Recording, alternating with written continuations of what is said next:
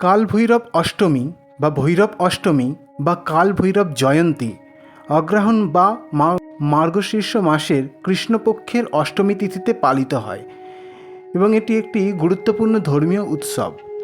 বলা হয় এই বিশেষ দিনে ভগবান শিবের জটা থেকে বা কেশ থেকে কাল ভৈরবের আবির্ভাব ঘটেছিল।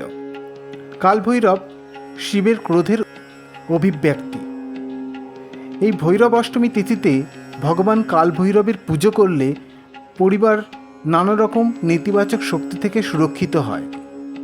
সমস্ত বিপদ আপদ থেকে পরিবারের সবার রক্ষা করেন স্বয়ং কাল ভৈরব। সংসারের সুখ সমৃদ্ধিও বৃদ্ধি পায়।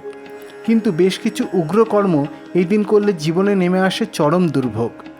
এই ভৈরব অষ্টমীর দিনক্ষণ, সময়সূচি এবং এই দিনের মাহাত্ম্য পালনবিধি বিস্তারিত জানাবো।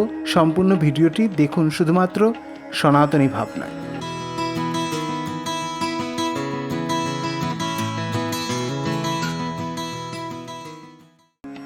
এবছর কাল ভৈরব অষ্টমী শুরু হচ্ছে 22শে নভেম্বর সন্ধ্যা 6টা 7 মিনিটে এবং শেষ হবে 23শে নভেম্বর সন্ধ্যা 7টা 56 মিনিটে। কাল ভৈরব অষ্টমী যেহেতু রাতে পালন করা হয় তাই দিনটি পালিত হবে 22শে নভেম্বর। কাল ভৈরব মহাদেবের এক ক্রোধ মূর্তি। ওনার ক্রোধ থেকে কাল ভৈরবের আবির্ভাব ঘটে।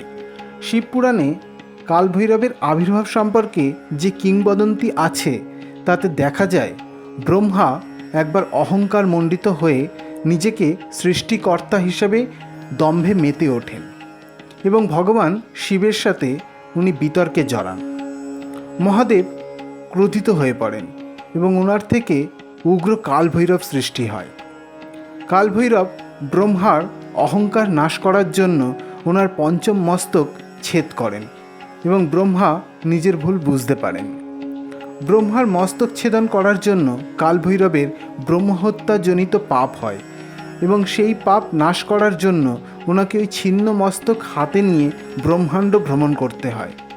এরমভাবে ভ্রমণ করতে করতে শেষে উনি কাশীধামে এসে ওনার পাপ মুক্তি ঘটে এবং উনি বারাণসীর অভিভাবক দেবতা হিসেবে পূজিত হন।